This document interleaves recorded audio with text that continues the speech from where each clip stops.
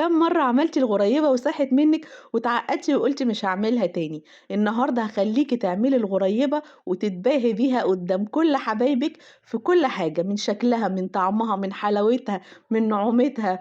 بُصّي، حاجة كده لا بتبصّم، حاجة كده السِوَى مضبوط، حاجة كده تدخّليها الفرن زي ما تخرّجيها، حاجة كده دايبة دوب زي ما أنتِ شايفة، بجد خطيرة. اللهم صل وسلِّم عليك يا حبيبي يا رسول الله، ونسمّي الله ونقول اللهم بارك. أول سر معاكِ في الغريبة سمنة، والغريبة يعني سمنة بلدي، تمام. تعالي جبت بقى كوباية السمنة المعيارية دي، ورُحت حاطاها في الفريزر لمدة ساعة، وبعد كده خدتها التلاجة لمدة 24 ساعة، تمام. ولو سِبتيها يومين كمان هتبقى أحلى.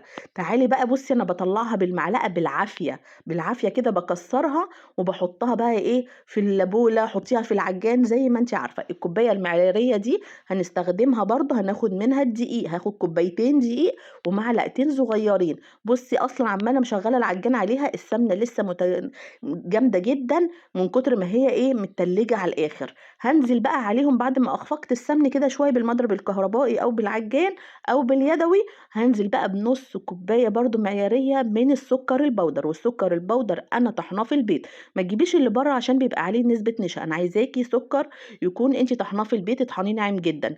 السر التاني هنا في الغريبة بياض بيضة وكيس فانيليا. وما تقوليليش يا شيماء إزاي بياض بيضة على الغريبة، جرّبيها، المقدار مش كتير، المقدار كوبايتين دقيق مش حاجة يعني. جرّبيها وأنتِ هتدعي لي دُعا وهتكتبي لي في التعليقات بجد تسلم إيدِك يا شيماء.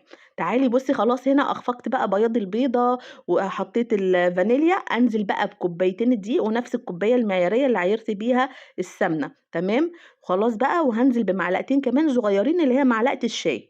طيب بياض البيضة هنا بيخلّي لِك المغريبة تبقى متماسكة، بيخلّيها تبقى اللي هي شاربة كل المواد السائلة اللي فيها. بُصّي العجينة هنا هتقولي لي شيماء دي ناشفة، دي عاملة زي رملة البحر. بُصّي مجرّد ما عملتيها بإيديكِ وكوّرتيها وخدت درجة حرارة إيدِك، بتطرى وبتبقى زي الفل. هتسيبيها في الهوا هتلاقيها إن إيه، جمدت كده، ولمّا تاخديها في إيدِك هتطرى تاني وتبقى زي الملبن في إيديكِ. أنا عملت الغريباية هنا حجمها بيبقى 10 جرام أو 11 جرام، يعني ما فرقش معايا الجرام ده، باعملها من 10 ل11 جرام. باقول لِك هنا لو جمدت هتبدئي إن أنتِ تعمليها على الرخامة أو بين إيديكِ كده بالطريقة دي وتطرى تاني وتبقى زي الملبن في إيدِك. أهم حاجة وقت ما تعمليها كورة كده تقومي ضاغطة عليها بصباعِك علشان تدّي شكل الغريبة، ما تسيبيهاش كده زي الكورة، لأ إحنا عايزينها شكل الغريبة. وتسيبيها بقى كده يا إما سادة، يا إما تحطّي عليها مكسرات بقى أيًا كان اللي أنتِ حاباه.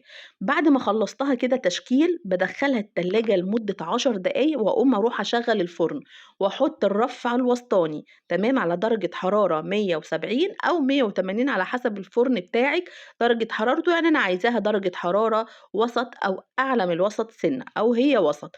دخّلتها الفرن بُصّوا زي ما خرجت، طلّعتها من التلاجة ودخّلتها الفرن، وبُصّي زي ما دخلت زي ما خرجت. حتى هنا في واحدة إيه اتاكلت كده على طول. شايفة السِوَى والّا الجمال؟ ما فيش تبصيمة فيها، ما فيش أي حاجة، السِوَى تحفة. سيبيها بقى كده لمّا تهدى وابدئي حطّيها في علبة أو في أي حاجة عشان تشيليها.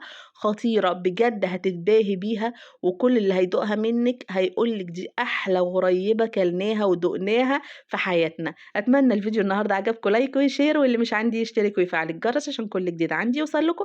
أسيبكم في رعاية الله مع الجمال وأقول لكم سلام.